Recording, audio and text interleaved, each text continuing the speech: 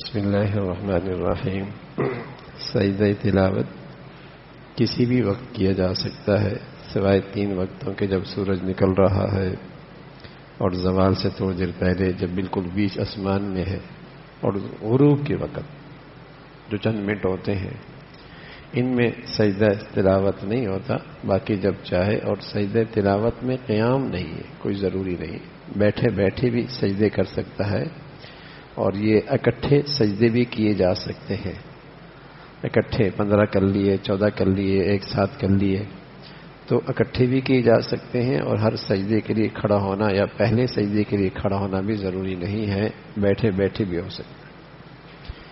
گناہوں کے نقصانات میں سے ایک، گناہوں کی نحوست سے نیکی کی توفیق جاتی رہتی ہے۔ جیسے ہم رمضان کی برکت سے نیکیوں کی زندگی گزار رہے ہوتے ہیں، تو جیسے ہی رمضان جاتا ہے تو کوئی گناہ ہو جاتا ہے تو فجر چلی جاتی ہے، پھر دوسرا گناہ ہو جاتا ہے، دوسری نماز چلی جاتی ہے۔ تو گناہوں کی نحوست سے نیکیوں کی توفیق جاتی رہتی ہے، اور آہستہ آہستہ ساری نیکیاں ہی زندگی سے چلی جاتی ہیں۔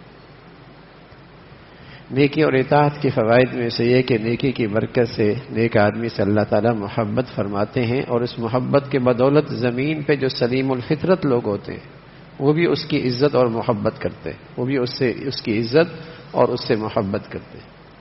پیارے رسول صلی اللہ علیہ وسلم کا ارشاد ہے، لا تباغضوا ولا تحاسدوا ولا تدابروا وكونوا عباد اللہ اخوانا، او کما قال علیہ الصلاۃ والسلام۔ لوگوں، آپس میں ایک دوسرے سے بغض نہ رکھو، اور ایک دوسرے سے حسد نہ کرو، اور ایک دوسرے سے منہ نہ موڑو، یعنی دشمنی نہ کرو۔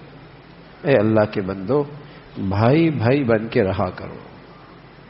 تو اللہ تعالی ہمیں ایمان کے ساتھ رشتہ اخوت، یہ بھی اس کی بھی تازگی نصیب فرمائے، اور آپس میں ایک مسلمان سے دوسرا مسلمان اللہ کے لیے محبت کرنے والا ہو، یہ بھی ایمان کا تقاضا ہے۔